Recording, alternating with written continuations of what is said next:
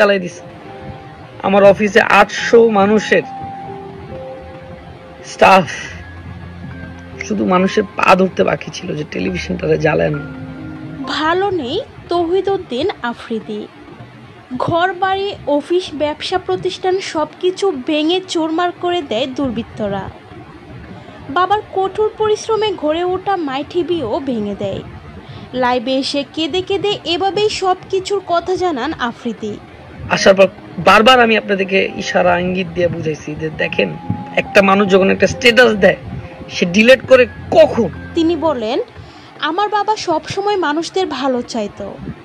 আমার মনে হয় এই ভাঙচুর কোনো ছাত্ররা করেনি। আমাকে কেউ বিশ্বাস করাতে পারবে না এইগুলো ছাত্রদের কাজ, এইগুলো হচ্ছে সন্ত্রাসদের কাজ। আমার সবকিছু ধ্বংস করে দিল।